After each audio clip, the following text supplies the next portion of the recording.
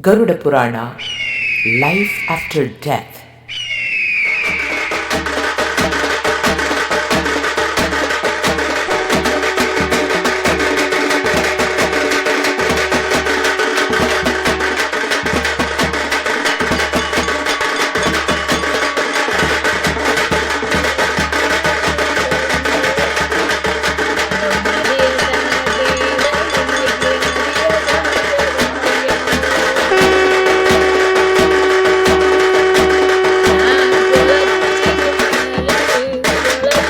Garuda Purana, Life After Death.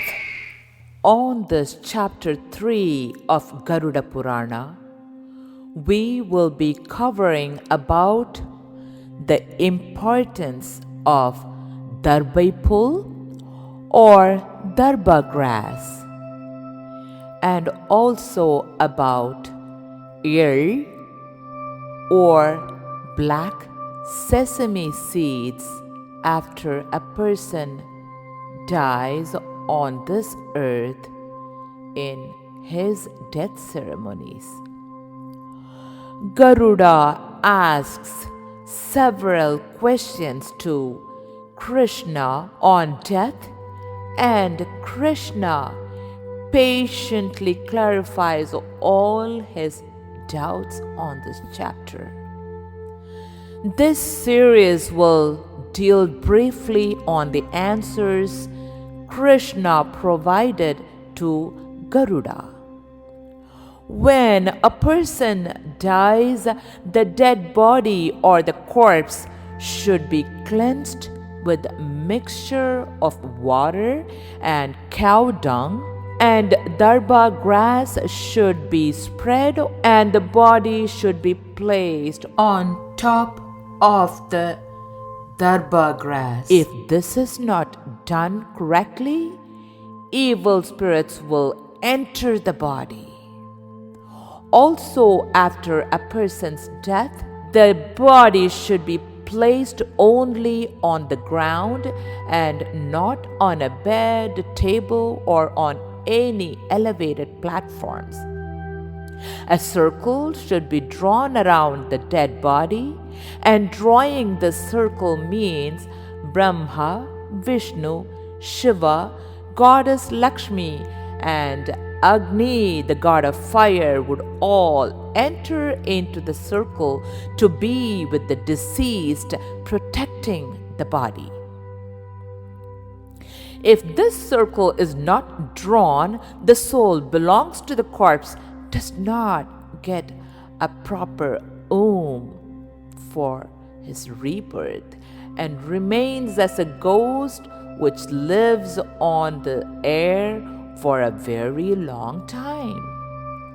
It does not receive Shraddha, which means the rituals to the ancestors. Sesame seeds are used in all Shraddha rituals. Sesame seeds are considered very sacred and can destroy evil spirits and can burn all the papams or the sins committed by the deceased in his lifetime. The thirst of the corpse is quenched by offering libation with coconut water or milk or regular drinking water with sesame seeds. Krishna says to Garuda that Darba grass has grown from his own hair, and sesame seeds are from his perspiration. Brahma is also there in the root end of Darba, Vishnu in the middle of Darba, and Shiva in the tip. Darba grass should be placed in the hands of a person who is dying or died already. Salt is also effective in removing sins of a person, as salt has originated from the body of Vishnu. That's why gifting or giving dana of sesame seeds and salt are considered as more sacred than any other gifts. Gift of salt when a person is dying, takes the person directly to the heaven. Yaman or Yama or Kala, who is the god of death, detaches the soul from the body of a person at the exactly appointed time, and nobody or nothing can prevent this action of Yama, Kala, or Yama's assistants push the dying person's breath out of the body and they take out his soul finally. At the time of death, the normal balance between 5 types of pranas are distributed, pushing the udhana upwards, causing a very peaceful death. Prana? What is prana? Alright, let me explain a little bit about it. Here is a little brief about prana. What is prana? In yoga or Indian medicine or martial arts, the word prana is used a lot. Prana means breath or life force or vital principle.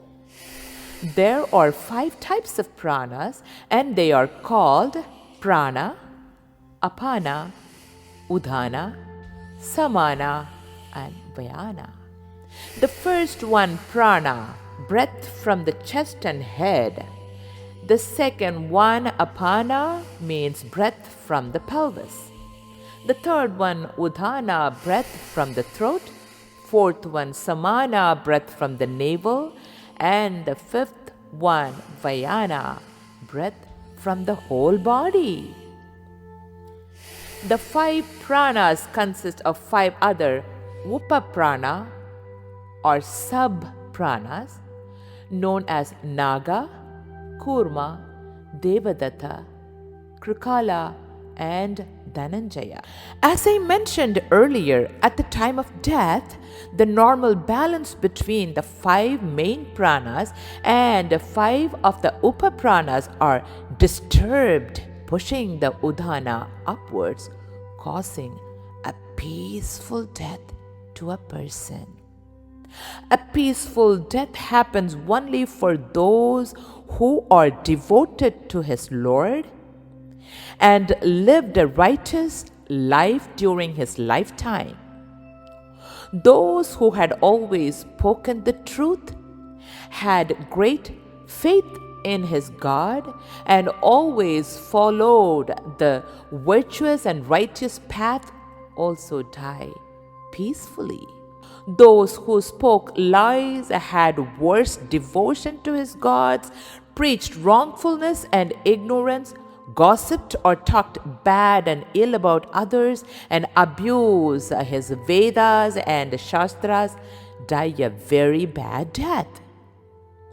Their mouths become dry and they die because of suffocation by struggling, a hard death.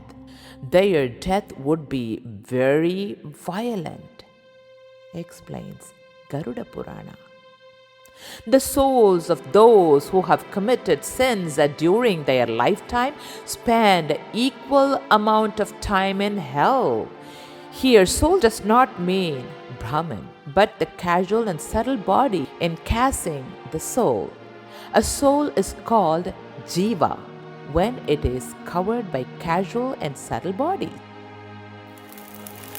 Garuda Purana then proceeds to say different types of rebirths the Jiva takes, such as plants, animals, insects, worms, and even humans, depending on the sins committed by them.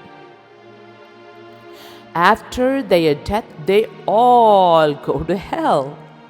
Garuda Purana then proceeds to explain different types of hells, and each of these hells are described horrifically. The jivas are tortured in these hells depending upon the intensity of their sins. all the hells are ruled by the god of death, Yaman. For those who lived virtuous lives, their jivas are taken to heaven directly. Once their good karmic accounts are exhausted, they are made to fall from heaven and are reborn to a noble couple on earth. Love, anger, and ego are described as thieves of the body and mind, their heads. Krishna says that if the self is not realized during one's lifetime, they are equated with beasts. Garuda Purana, life after death.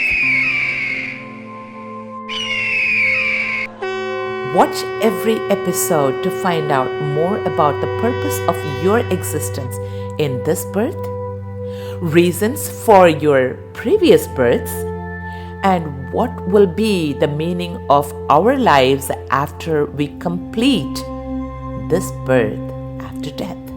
Garuda Purana, life after death. Wait. Don't forget to subscribe Spring Nectar TV by clicking the like button and the bell icon to support all our efforts. Yeah.